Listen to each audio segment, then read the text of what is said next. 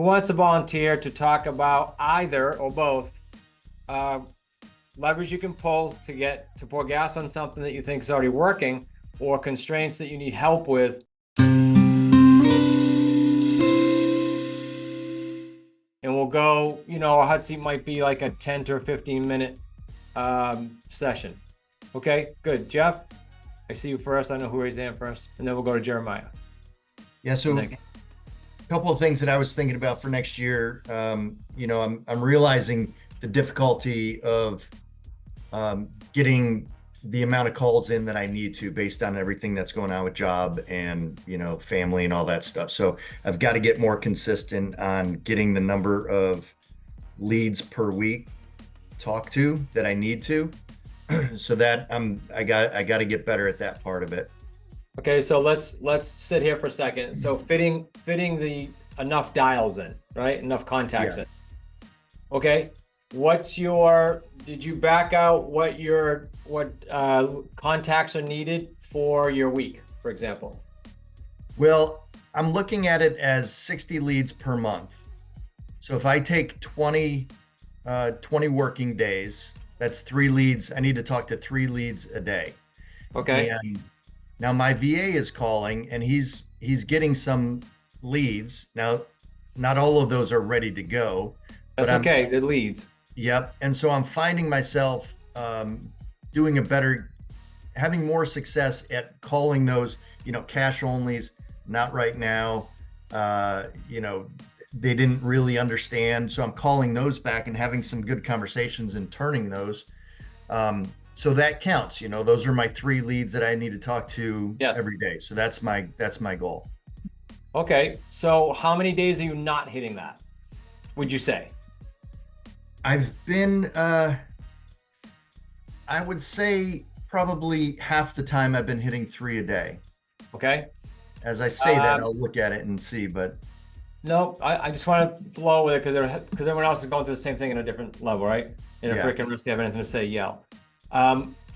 My thought is simple, like 3 is not an astronomical amount, very achievable. I would sort of take the Mike McCready's did it, the keep my leads with me. Do you commute, Jeff? No, I work from home. You are at home. Okay. Yeah. So I would do this, like on days that I want to catch up on my property calls, and I have a note right in front of me today and tomorrow before I leave, I got to do that. I'm behind. Then I just in between calls, literally if it's 2 calls. Now this morning was taken up with you guys calls, like Paul Dew had a couple of calls from me, so I did those, but usually those would be my calls. I would fit them in. And if not, the day can go like that and it's gone.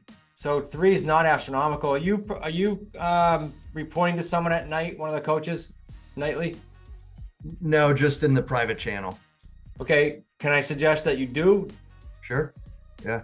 So if you're submitting your audio voice text to me, Rick, Rusty, or Mike at night, we're more apt to be able to catch something and help you. Okay. Versus missing a Slack, which is not uncommon, right? We all know that. So, because I think 3 is super doable, Jeff, and I heard your call today, and I knew when you were in the boot camp with me, you already have a base level of understanding. Now it's just getting you dialed in and finishing the work. Just doing what you say you're going to do, right? So I would suggest that you do that. Keep your calls on you, so every time you have a spare 5 minutes, you get a call in, boom. Don't end the day without talking. If you have 1 call today and you end the day, how long is it going to take you to talk to 2 people? 15 minutes at night. Don't end your day. If that's your minimum standard, not your goal, remember what a minimum standard is. I absolutely will not end the day without going below it. If that's your thing, then you're going to nail your goal. And then just have someone hold you accountable to that. Okay. And then that was just that piece. You have all this stuff in there? Yeah, and I'll say that I've never been more consistent, even if it's not at the level that I'd like to be. For the last couple of years, I've been trying to, do this or that, but I've been so much more consistent that I'm making good progress. It's just tweaking a little bit. Well, you're building a muscle, right? Well, how you do it, anything is how you do everything, and you're starting to climb, like stack the. Did any one thing contribute to that? Because if someone else isn't feeling like they got the consistency going, maybe that you can help them. What did you do to change that? Or was it just the community, or was it the nightly posting? It's the daily tracker. So me filling that out and starting that in the morning and getting a couple calls in here, mostly at the end of the day, I look at it and say, okay, I got to do, a lot more calls. And then reporting that into the private channel makes me feel like, I want to, I don't want to let everybody down and not hit my goal. So I think those two things, just tracking it daily, has been really big for me. I've never done that before. Describe the power of accountability, right? Yeah. Now we just go to the next level. Rusty, were you chiming in? Sorry, bud. I was just gonna say, if you want 60 leads a month, it's roughly about $300 a week. Dial wise, it's a good gauge too. Yep. But I guess I need to talk through that a little bit more, because if I have the VA calling. Yep. No, it includes everybody. So, includes everybody, not just you. okay. All right. Yeah. Yeah. That's a good point. So how many out of the 15 a week, how many is your VA producing right now, and in how many hours? He's doing 10 hours a week. And on average? Yeah, 10 on average. He's calling 700 a week. Yeah, he's doing Mojo, right? Yeah, he's doing Mojo, so he's doing about 700 a week. How many leads is that getting? Talking to about 100 to 120 and getting about 30 leads a week. But what he calls leads, I don't feel are quite the leads that we're talking about. It could be someone saying, yeah, I may sell in 6 months, and he'll put it in his like future follow-up. Mm-hmm. I don't track that as a lead. I only want to track a lead that says, yeah, I'm interested in selling, whether they like finance, creative finance or not, but somebody that is like ready to do something now. That's what I consider it. Okay, Maverick and Rusty are both shaking and nodding, so I'll let them comment first. Yeah, I'd say I count them all as leads. If you're going to follow up with them, they count as leads, but I separate them into passive and active leads. Mm-hmm. And the active are the ones that show interest now. In whatever system he's on, right, you got to stick with it, Jeff. If that's your logic, you got to be consistent so that next year you have predictability based on how you ran it for this year. Yeah. Yeah. And we've been tweaking a little bit as I work with them. I'm saying, like, tag these as active. Mm-hmm. Also tag cash only responses, so that I know those are the ones I want to call back and try and turn them into like, no, I don't want to do creative finance, when they don't really know what they're saying no to yet. Correct. So I'm tweaking the tagging a little bit more, but as long as they're, to your point, Rick, as long as they're interested in selling, but some of them I'm not going to call because they're too passive. They're not ready yet. You know what I mean? So out of his 30, there might be 10 or 15 that are like good leads ready to do something. Well, Jeff, keep in mind that all those passive leads, are a good number of them, may turn into deals down the road. Right. So if somebody's not interested now, I call them back. Whether it's 6 months down the road or whenever, I kind of judge that, and the VAs can judge it. Chris, can I ask Rick a question? Of course, fire away, guys. Oh, Jeff's on the hot seat, but fire away. Okay. So Rick, when you said you did active and passive, I haven't done that. Like they're all leads, but I think that one thing that is a little bit challenging for me is the follow-up part, like keeping up with it and then getting back. When you put it as a passive lead, do you email, do you send a letter, or do you have somebody do that for you? Like, what do you do with that, I guess, is my question. I send a form letter for the passive leads. Through your VA or EA? No, I send them out. Okay. Which I got to change the way I do that, but because it's a lot of mail. Yeah. Your VAs are not local, correct, Rick? Or your Right. EA? My EA's in California. That's why I don't want them coming from California. Yeah, so why not get a I know you're thinking about this for 25, but why not get a low pay runner / they can do mail for you, lock boxes, pictures, like 3 hours a week, 2 hours. It's not a lot. Yeah, I print all the envelopes with a handwriting font, so it looks like my handwriting. Yeah, I'm okay with that. But Just somebody's going to have that access to that document. which So I can you're do that. printing them and you're stuffing them and you're mailing them, right? Come How on. much time per month? There's probably 8 to 10 that go out a day. A day.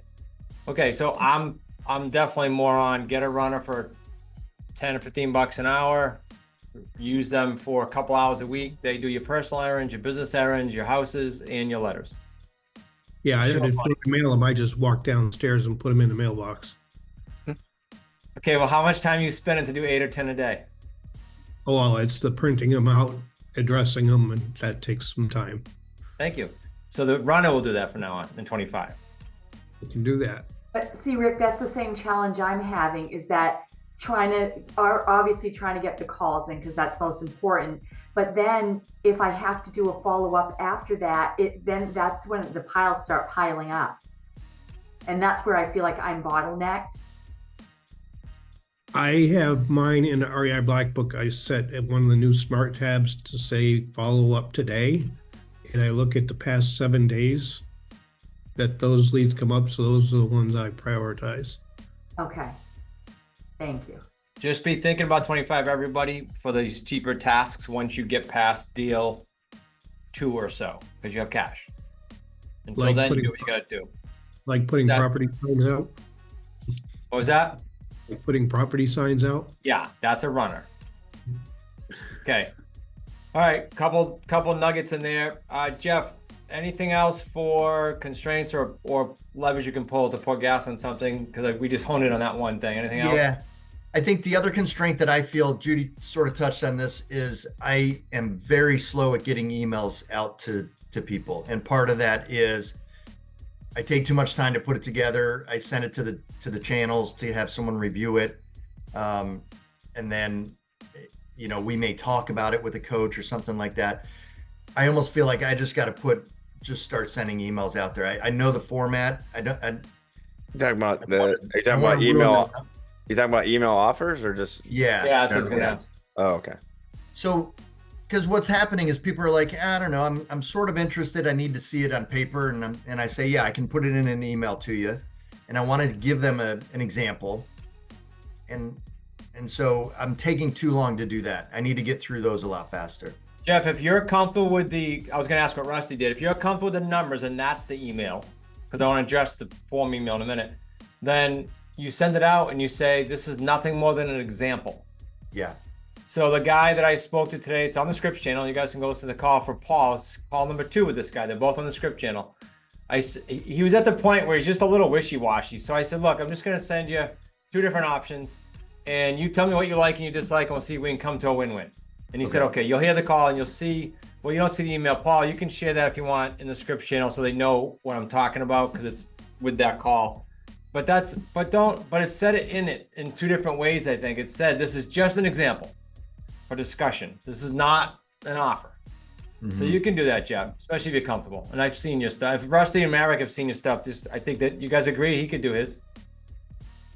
Jeff, are you going on appointments first, then sending this off, or are you just kind of throwing? I was sending the emails. Yeah. So like I do the call, get the interest from the seller, then send them the email. And as long as, we come to some sort of understanding, then I would go on the appointment. I don't know. You guys tell me though. Well, So you kind of like, 7 steps to a taking. You're kind of doing it backwards, but I don't know, Chris, if you want to. No. I agree. There's a fine line. There's exceptions, but it should be more exception, not the rule, Jeff. And I guess the reason the reason the 7 steps to a taken are set up the way they are is for a little bit of rapport and credibility too. So if you rifled out like wholesalers or rehabbers do every time versus here's an idea, right? But if it's your norm, I think you might be missing deals if that's your norm. Yeah, Jeff, we've had that in the past, right? Where people just are throwing offers out there to see if it stick. mhm. And what we've found, it doesn't work. Like, Yeah. because terms is difficult to number one, to explain to a seller, and then it's difficult for them to understand it. So they need to, it's a process, right? So that's why we go, we see the house, we build rapport, and then we come back, we do our research, and then we send out those offers that you talked about on the appointment, right? You should be constructing the offer at the appointment, right? And you're working with them. Hey, we're doing this together, right? Rather than saying, hey, here's what we can do. Okay, so maybe then I have a little misunderstanding, and hopefully this is helpful for others. I don't want to take up too much time, but like the second step is send an email. So I have the initial call, either me or my VA. Second step is send an email. Yeah, but the email is not the offers. The email is just a general email that you're gonna attach Cell your doc. cell doc. And just say, hey, here's a couple of videos. Maybe you throw in the lease purchase video or an AO video. Take a look at these. Here's my website. Take a look at these. This is how we could buy your property. Just keep it super general, because you want to elicit questions on your follow-up call or the appointment. You want to have that engaged conversation with them on how. Example, Jeff, Rusty's exact thing. The call you had me critique today, you did really well on it. In hindsight, the guy said, yeah, I'm open. I would have booked the appointment, sent that email that Rusty just described, and then get there and have me on the phone then to talk that through, because you're with him in person. That would have been my route. Gotcha. And then Rusty, you track with that? Yeah, the form email is in ARC under seller scripts. It's just a general email that you're just going to send. Hey, this is who we are. This is, we buy, 4 to 6 a month. Take a look at these videos and then attach your cell doc to it. So it's super general. And that guy would have been pulled in a little bit by that, Jeff, in my opinion, because he heard your call. He would have been pulled in by that. He liked you already. And then you build credibility yet again, and then you book the appointment as long as he commits to seeing your email before you go. Yeah, and I was going to say, I don't think he's living there anymore, but I was going to say to him, I can come meet you in person and we can dial Chris in. So we could still do that. But I guess my thought is, when we're talking about it and they go, yeah, I don't really understand it, I need to see something. That's when I feel like we're sending emails to everybody first with an example. So I've got to undo that in my head then. I've got to, I guess the videos are what's going to help them understand it better. Mm-hmm. Okay. Yeah. All right. So I'll tweak that a little bit. Yeah, and if they're open to the idea on call one, again, the call, step 3 is to have a follow-up call, right? But if they're open to the idea, they combine 3 and 4, where you're going to book the appointment, send the email, and then you're going to have the appointment. So your follow-up is the appointment. Yeah. Okay. So that helped me. That was one of the constraints that I was feeling is, putting these big emails together that takes a lot of thought and a lot of time, a lot of collaboration. And I need to just be getting emails out to give them a little bit more insight. Yep. So when you guys are doing outgoing, you do outgoing. When you're done doing those, you do the 2 or 3 emails, but the email the rest you described, not offers. And hopefully you book the appointment and you get them to commit to looking at that email. Okay.